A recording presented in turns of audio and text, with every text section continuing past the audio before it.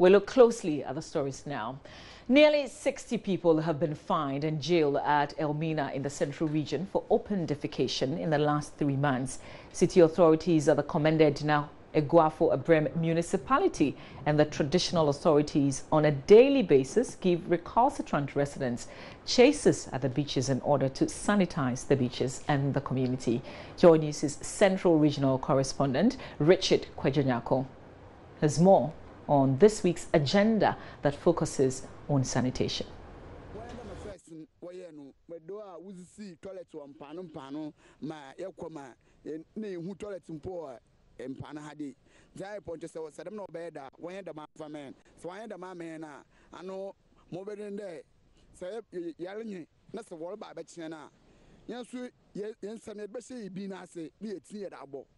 These are some energetic young guys who are angry with the rate city authorities at Elmina are arresting their colleagues.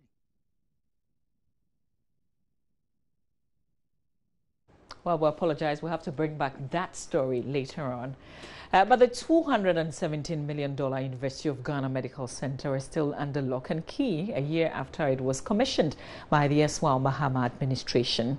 Health Minister Kweku Agyeman-Manu blames the delay in opening the first-class state-of-the-art facility to absence of essentials such as a backup generator, without which the MRI and imaging equipment could not be operated because of possible fluctuations if the national grid was relied on. The Joy News can confirm that there is a standby generator at the facility. While the public awaits its opening, many patients continue to die in hospitals in the city for lack of space. Here's Matilda Bamage's report. This is the University of Ghana Medical Center. There's been a huge public outcry why this multi-million facility remains dormant, even though it appears to have been completed. On the premises of the University of Ghana sits the state-of-the-art medical center, a serene environment with little activity except for a few gardeners who keep the lush-looking lawns and walkways, as well as some security men who guard the place and monitor every activity. I made my way into the emergency block. Cold air greets me as I take a walk into one of the 9 theater rooms.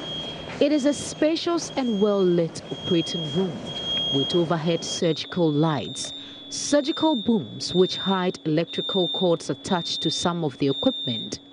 They are all kept under cold temperature, with air condition running for more than a year. The odd-looking surgical tables, viewing screens and monitors have been carefully fitted in place. From the idle-looking emergency block, which could carry out 9 different operations at a time, is the huge women and children block. This beautiful edifice houses the obstetrics, gynecology, labor and delivery, as well as the pediatric wards. So we are still within the women and children's block here at the University of Ghana Medical Center, the neonatal intensive care unit, where newborn babies who need special attention are put. These incubators, from the shot you can see a number of these incubators, the ACs are on.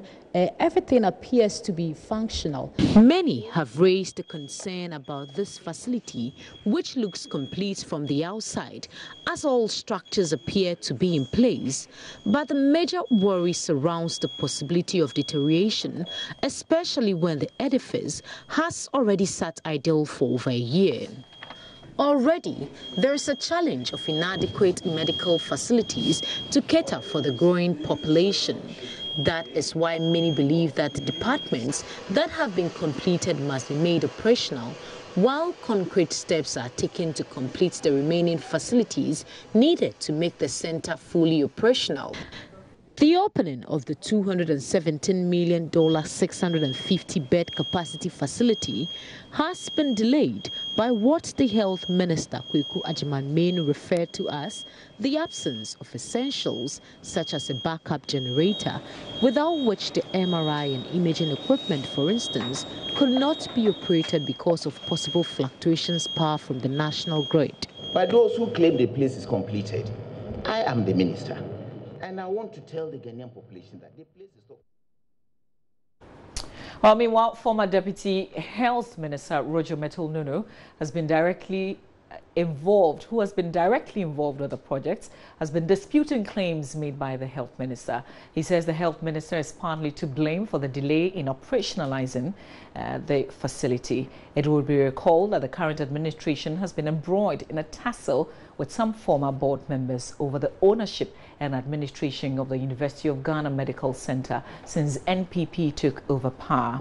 Now here's Roger Mettle-Nunoo.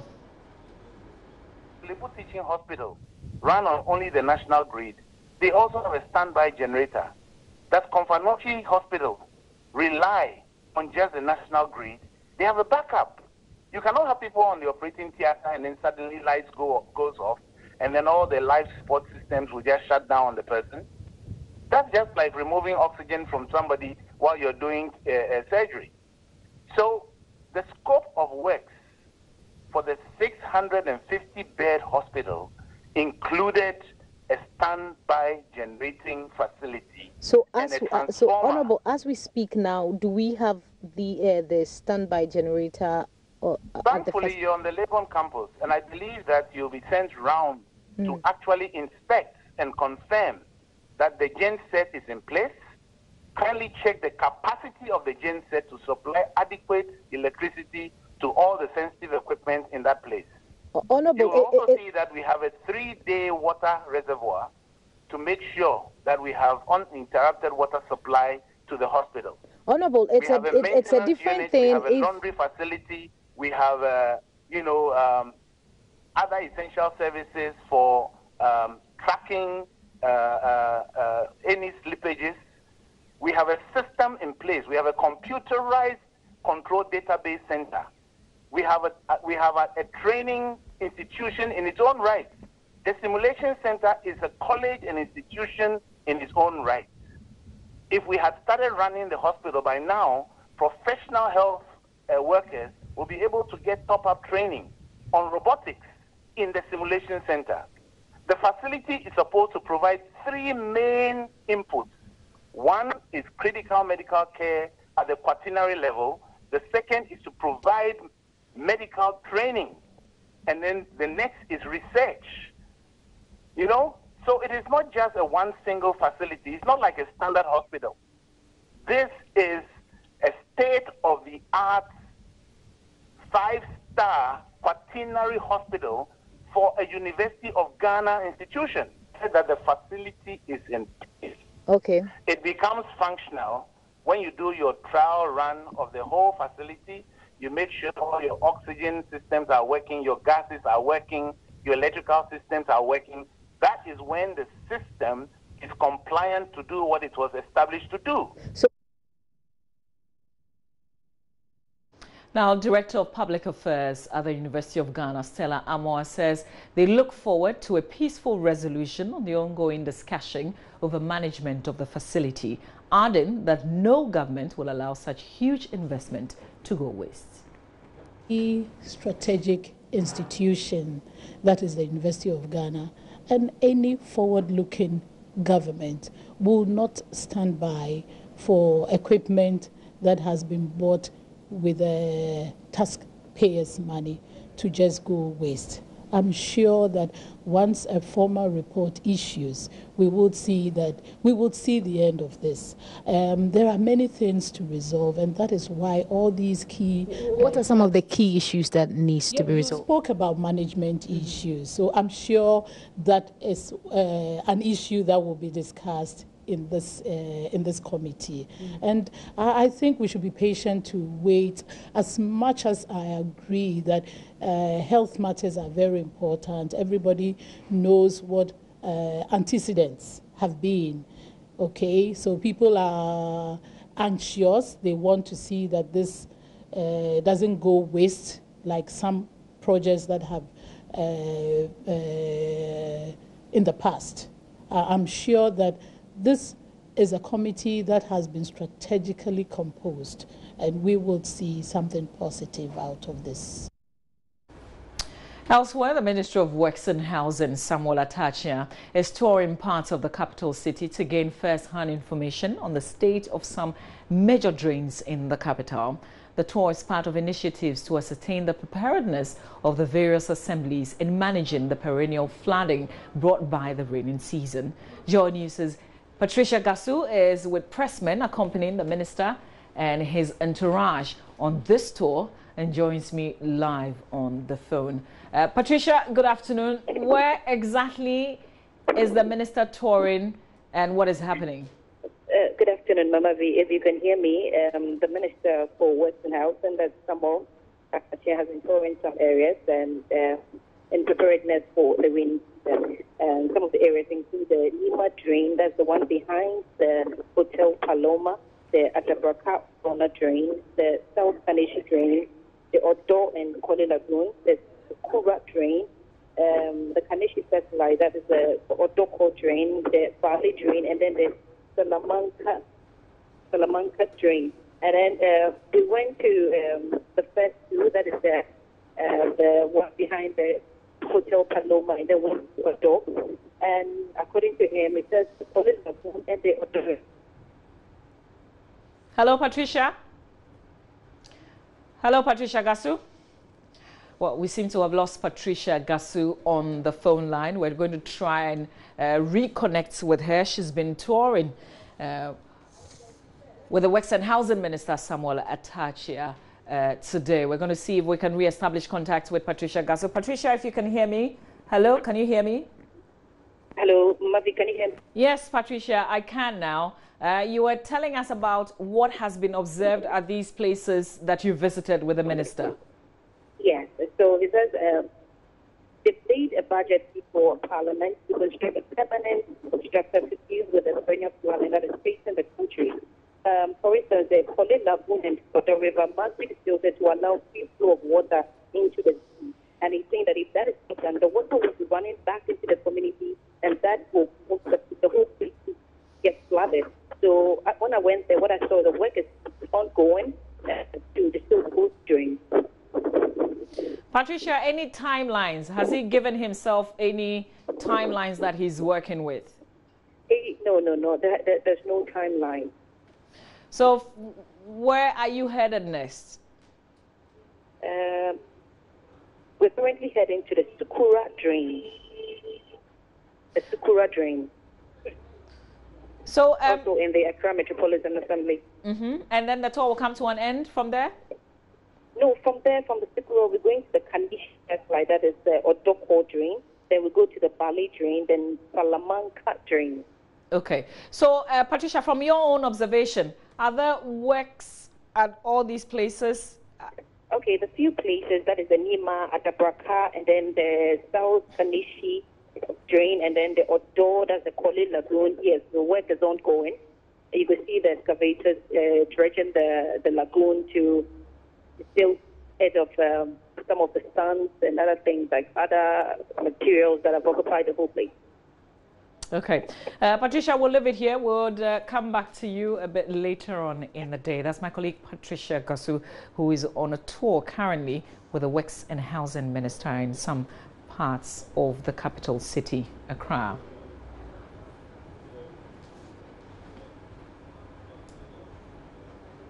Now, nearly 60 people have been fined and jailed at Elmina in the central region for open defecation in the last 3 months. City authorities at the Commander Dinagwafo Brim municipality and the traditional authorities on a daily basis give recalcitrant residents a hot chase at the beaches in order to sanitize the beaches and the community. Joining us, Central Regional Correspondent Richard Kwejonyako has more on this week's agenda that focuses on sanitation.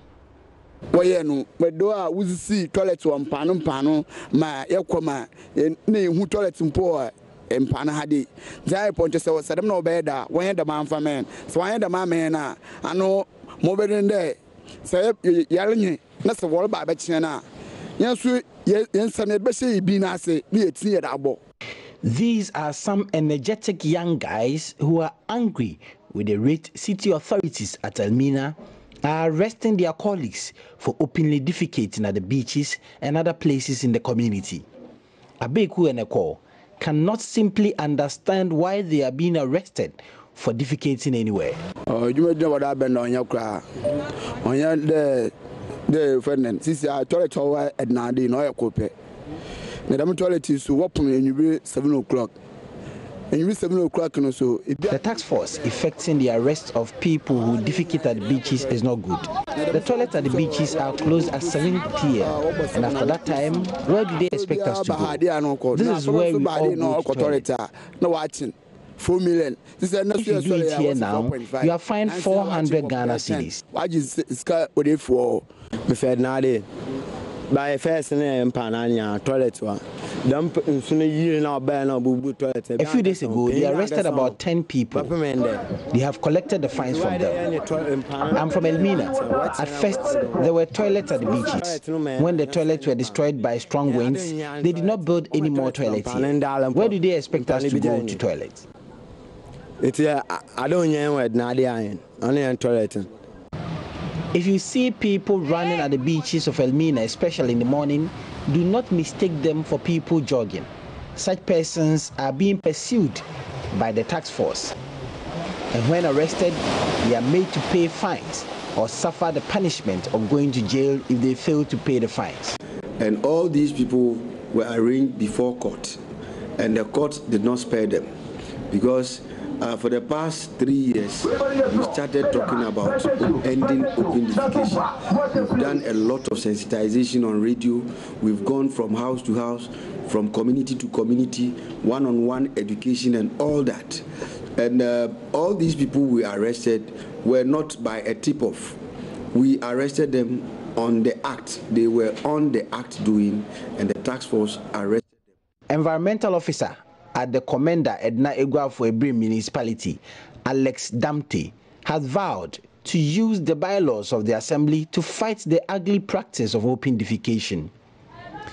Over 60 of such persons have so far been arrested, put before court within the last 3 months, and there are indications that city authorities are not going to relent. At least by the end of the first quarter of this year, we would achieve a lot of successes by reducing open defecation to the barest minimum, around 90%. We are seeing that the fine is not enough for the people because anytime they are arrested, they get people to pay for them. So we are looking at other, punitive measures that will stop the people. In fact, we mean it as an assembly that whatever it will take the assembly for us to, eradicate open defecation, we are prepared to go that far. The activity is not a 9-day wonder. We're going to continue until we realize that people will now use appropriate areas as, places of convenience. But as they keep arresting the people, many more continue to engage in the same practice for which their colleagues were arrested. Police at the KEA have been supporting the task force since its formation. District Police Commander at Elmina is DSP Samuel Intia Annan. The Municipal Assembly has launched against open defecation, and police, we are in support and we always support them. There are places they go, they come, we give them men to go with them to arrest those who are engaged in that. I think it's a major problem, especially Elmina and Commander. When you walk along the beaches, you can see that a lot of people, both male and female, mix up defecating. It's a very bad practice. For now, the KEA is in, if you like, a comfortable lead as far as the fight against open defecation is concerned. Richard Kwejenyako, Joy News, Elmina. You're watching Joy News today with me, Mama Viewuswabwaji. Just gone by, over 50 persons have been jailed and fined in the Commander Edna Eguafo Ebrim Assembly for engaging in open defecation as city authorities intensify their fight against unsanitary conditions in the central region. And still to come, Accra High Court rather unable to empanel jury to hear case of 14 persons charged over Major Mahama's death. We'll take you live to the courts for some updates. And of course, we're talking the VGMAs just ended with George Quay, who is a spokesperson for Charterhouse. Stay with us. We've got more coming your way.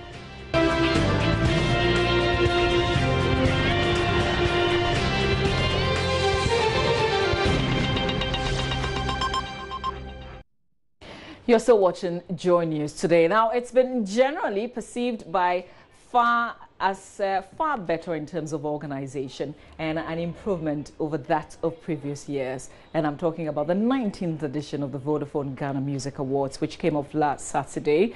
As usual, the event was characterized by the surprises about who should have picked a particular award, stage performances, and some disappointment. Well, while we continue to find answers to some of these disappointment and perhaps surprises, what is that might have worked for this year's event but was missing in previous years? What caused the perceived change or otherwise? George Quay is here with me, his spokesperson for organizers of the Ghana Music Awards, Charterhouse. I've got to say good afternoon to you. Thank you for making it. Thank you for having me. It's why don't you sit? I mean, that's our style. That's the midday style. Okay. But let's do this first. Total Cheats, One Corner. Which of these two would you say is most popular? Did you say Total Cheat, One Corner? Sounds like a sentence. Yeah, which one is what? Total more Cheats, popular? One Corner. I think they were both very popular. That's how come they were both nominated in the Song of the Year category alongside 10 other songs like Bunoni by Joe Mettle, like Sponsor by Ebony, and several others that were nominated in that category. If you ask me, I think they were both very popular. But if you were pushed as an individual, as a Ghanaian, when it comes to social media craze, you know, Patapa's One Corner had this crazy dance that came with it, so it made it go very, very viral. Yeah. The song was driven by the craziness of the dance and the comments that people made. Some people were condemning it. I heard a certain preacher actually did say that he had prayed over it, it wasn't going to go anywhere. And some of all those things gave it legs and carried it very, very, very far. But it still didn't disapprove or deny the fact that some of the songs in that category were very, very popular. If you remember, even earlier in the year, Musica released a certain top most popular played songs in Ghana, and I don't think One Corner was in the top 5 in that song list. So it did pick up as it went along, and there were elements that gave it legs. So it's difficult for me to say that this was more popular than that. I think all the 12 songs in that category were very popular. But as Charterhouse, do you appreciate all the comments that are coming on the back of the Song of the Year? It's all right. It is welcome. The question that we always ask is, did you vote? I was speaking to one of your colleagues earlier this morning, and I said, even right here at Multimedia, let us do a dipstick. Go around, take everybody's phone, start with the cameraman right here. Check if one of them, anybody did drop one vote in favor of Patapa. We always sit back and say, oh yeah, it's popular, it's popular, it's popular. But the question is, did you vote? If you did not vote, don't expect magic to happen. Okay, so tell us how you arrive at the most popular song. Well, it is 100% public nomination. So when you look at the nominees list that was released earlier in the year, it's the only category that had about 12 songs in that category. And then moving forward, when it comes to selecting who wins or determining who wins, KPMG is looking at 3 elements: the board, the academy, and the general public. The general public still has the lion's share of vote, a massive 40%. Board has 30%, that's just about 14 people. And then when you go to the VGMA Academy, which has about 200 people dotted all over the country, all voting, some voting online, some voting physically and all that, their votes comprise a total 30% of the total votes cast, and all these votes are collated by KPMG, and then we have a winner. That is not the only category. There are 16 other categories that also go through this process. 3 categories are determined solely by the board. Those are mainly honorary categories like Lifetime Achievement Honors, Instrumentalist of the Year, and Traditional Artist of the Year. Then there are some 7 or so other categories that are determined by the board and the academy, only split 50-50. Those are more technical, like Songwriter of the Year, Best Male Vocalist, and Best Female Vocalist, you know. So really, that is how the thing, that is the split, and that's how winners are determined. Artist of the Year. Big surprise to a lot, but others also very much expecting, except that Ebony died, so people were not sure if she was still going to pick up the award. But that award certainly comes with some responsibilities that the living would have carried out Can Ebony Rains, whilst dead, do the duties of Artist of the Year? It's not really responsibilities. It comes with opportunities. It opens doors for people. Because don't forget, it's not like, let me say, like Miss Malaika, that when you win, you have to be an ambassador for this, you have to do that. No. But usually, when you win the Artist of the Year will, for instance, today be in most media houses. That's what I'm saying. So it's opportunities for you to push your career to the next level. It's unfortunate that Ebony is not around to be able to do that, because the lady worked so hard in the year under review. Let us go back to the history of Ghanaian music and try to recall when an artist dropped about 6 major hits in 1 year. It's not easy. The lady did so well. It's just unfortunate that she's not around to enjoy the fruits of her labor. How do you intend to keep the conversation about Artist of the Year going? Definitely. We're in 2018 now, and musicians have already started dropping hits. Some people have already started establishing their positions as potential winners for next year, and I'm sure the competition would be on. It would keep going. Let's also not deny ourselves the fact that there have been previous years that people who are alive have won it and didn't really do anything. I'm sure you remember the argument about the jinx, that you win it and then your career dips because people really didn't do much. We've had criticisms even about EL. Exactly, about EL. However, look at people like Joe Mettle. They won Artist of the Year and they carried it. I think Joe Mettle had a very big year in 2017, and we're hoping that artists working this year will continue to work hard. Next year we'll have somebody who will take over from Ebony, and then we'll have a great show. Just real quick, it's good you brought Joe Mettle in the conversation. Did he get everything that he was supposed to receive as Artist of the Year? Yes, I believe he got everything. I had some debate about not getting a decoder or something that he was supposed to get. There was supposed to be a DSTV thing, yeah, and again it's been announced this year that there's a DSTV package. So we said we're going to look into it, and it's being looked into. Usually when you have engagement with third parties and you announce it and all that, you expect the third parties to also deliver. Just DSTV before I let you go, they will deliver. Your boss, Theresa, while she was talked about the 20th anniversary event and said they were hoping they would do it in a big auditorium. So is there any place apart from the Accra International Conference Center that she's looking at, or that Charterhouse is looking at? We're considering all options, including even the stadium or the State House or even the Independence, but we're considering all options. Anywhere that there's any big auditorium that So you're not hoping at doing it at the Accra International Conference Center? Oh, like I said, we're considering all options. If we do not find a venue, because the VGMA has various elements. The red carpet space, for instance, is a big deal.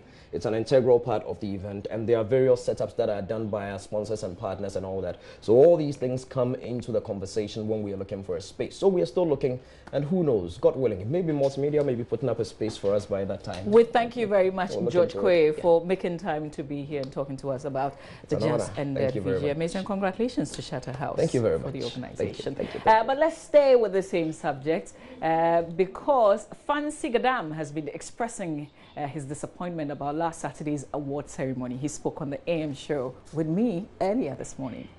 My team were expecting to get best collaboration. Oh, cool. You understand? Because looking at the collaboration, it was between South and the North. And because Sarkodie was in the South, and Fancy Gadam, everybody knows that I'm from the North. And the song was all over, so I was expecting that the song should have been, part of the nomination. Okay. That was the only place that Fancy Gadam got a little bit disappointed. Okay. But at the end of the day, say who would win? So that is why we win. Any other artist who me the 9-day competition is, I know see my fan base, they are too loyal. And they go vote. You get the thing? So you go there, feel so you big. Where I can't win over you, you understand?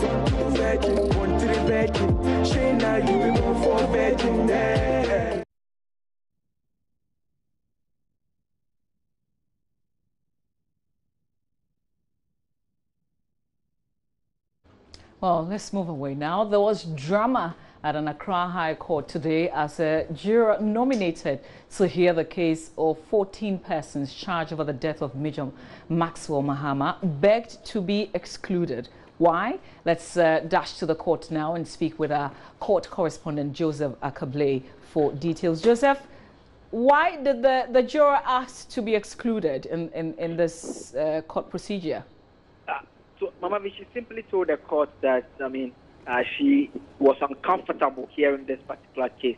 The second issue, she said, after the judge had rejected that reason, saying that, she doesn't understand what she means by being uncomfortable, and per the procedure, if she has any grievances, she needs to state them for the court to judge whether it is reasonable or not. She then told the court that she doesn't consider herself capable. And that left the court with no other choice than to ask that she be left off the panel. So that left the court back to the number 6. After another person who has already been selected to serve on the panel from last Thursday had also brought a letter to the court informing the court of her decision not to take part in this particular process. So I meant that the court was only able to get one person to simply replace the one that was taken off the case. So they are back to the number 6 that they started with last week, still in need of one more to join the panel. So I was just going to ask Joseph, where does that leave this case then? It simply means that the case is unable to start. I mean, because per the procedure, once a jury is put in place, that is if they get a full complement, the 7, the judge hands over the accused persons to the jury, then the case has to be opened officially by the state prosecutor who is handling the case. So the opening statement, the facts of the case are read, then hearing starts. But in this particular situation, it means that that is not going to happen. They are going to wait till they have the 7-member jury in place before the state can formally open a case against these individuals. What it means is that in May, June will be up to a year since these individuals were arrested, and so the case, in terms of the trial proper, is yet to be formally opened against these individuals. When is the new date? April 25, and on that day, we understand that the trial judge has written to the Judicial Service requesting for some more jurors to be brought in. Hopefully, one will be accepted by the accused persons for hearing to proceed. Just before you go, Joseph, who was in court? So you had the father of the late soldier, Captain Retired Dennis Mahama, coming over to the courtroom. He came with some 2 other relatives of the late soldier. He was also accompanied by a family lawyer who has also been watching criminal brief for the family because they say that they are interested in this particular case. And when proceedings ended, you could see from the father's face that he was clearly not happy as he engaged his relatives as they left the courtroom, because 2 weeks ago when he showed up in the court, he had raised concerns about the fact that the trial was not proceeding as speedy as they had hoped it to be, but it appears that will not happen anytime soon. Joseph Akaple, our court correspondent. We'll leave it here. We'll bring you a lot more a bit later. You're watching Joy News today. We'll take a quick breather. Just a quick run through the headlines. Over 50 persons jailed and fined in the Commander Dinegwafwa Brim Assembly for engaging in open defecation as city authorities intensify their fight against unsanitary conditions in the central region.